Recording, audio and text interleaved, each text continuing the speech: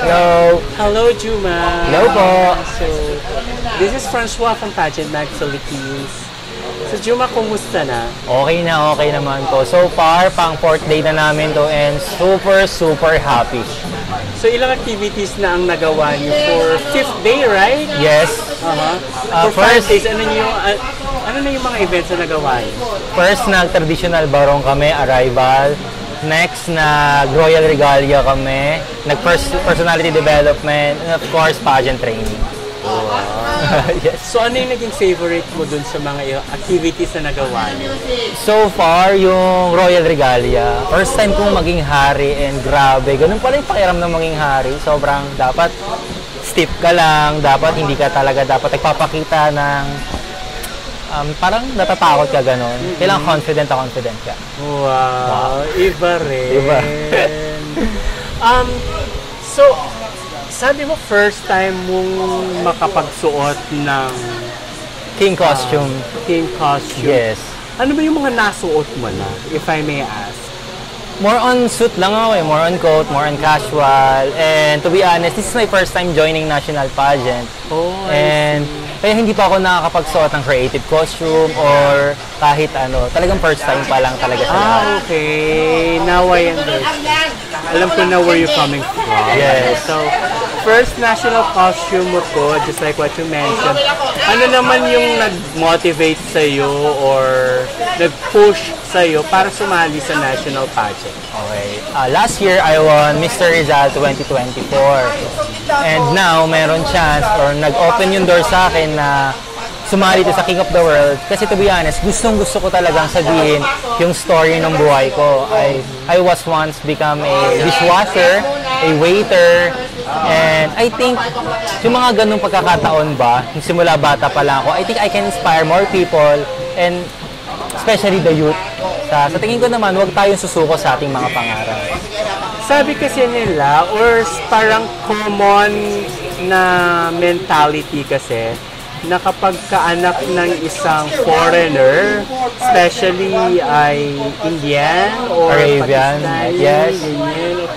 Yeah, usually mga Indian, ganyan, or Arab, usually ang mentality ay mayaman.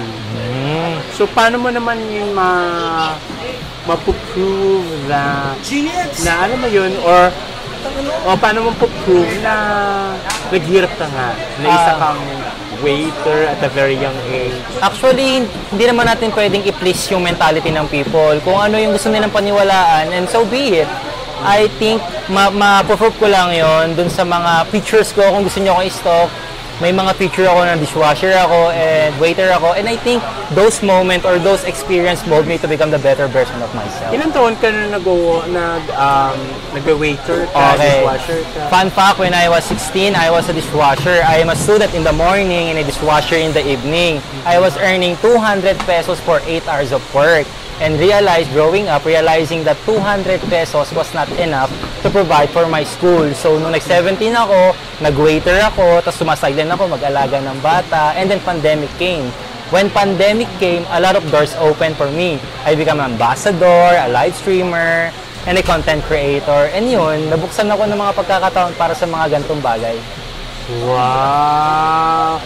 So far, ang dami mo nang ginagawa sa buhay. Ano yung Yes. pinaka-greatest achievement mo at your age now? Hanggang ngayon, At your age now? yes, siguro yung nakakaya ko pa rin pag-aralin yung sarili ko despite of everything's happened. Basta wag tayo titigil sa pursue ng ating mga pangarap, and kung ano mang hamon dumating sa ating buhay, fight lang. Ano ba yung mga parang greatest dreams mo na you really wanted to become or to achieve? Of course, I really want to be an international award-winning actor, syempre. Gustong-gusto ko talaga maging actor. Fun fact, nag-extra rin ako, nagtatalent din ako kasi I think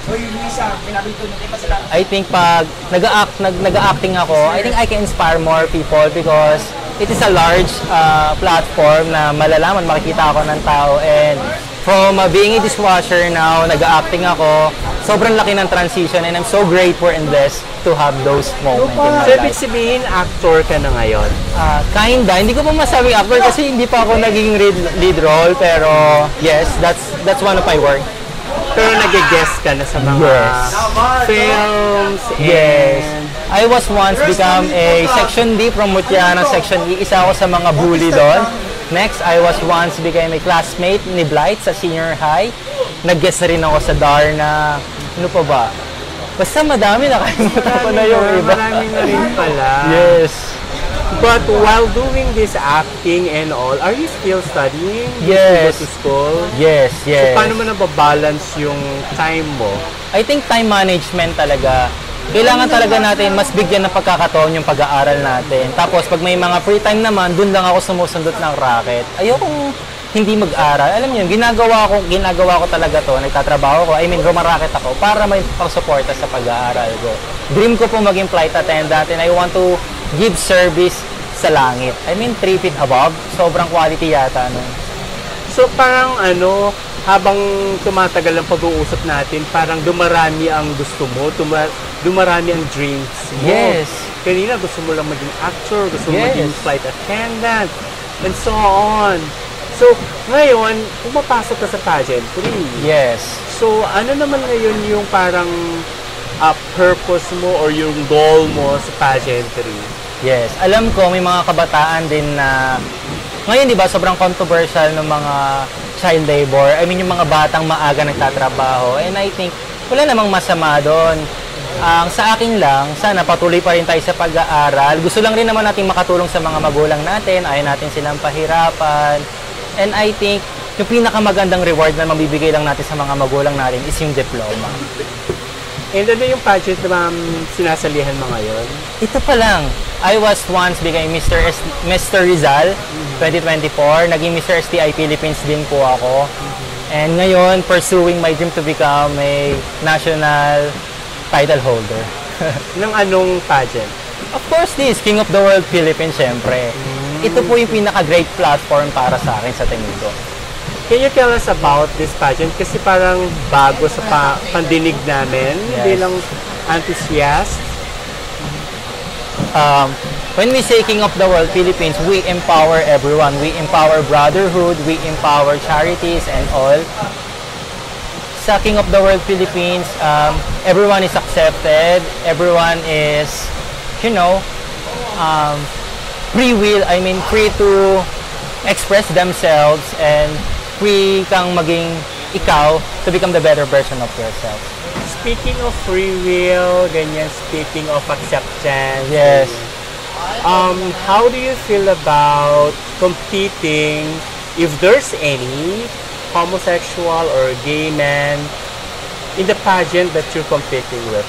I think there is nothing wrong about that as long as na masaya yung tao sa ginagawa niya. And please, don't step on others' toe kasi di natin alam yung pinagdadaanan ng bawat isa. Kung siguro itong pageantry makapagbigay sa kanya ng saya, inspiration at all, and so be it, bigay natin sa kanila. Great. So, ang ganda ng mga messages mo sa ngayon. Thank you.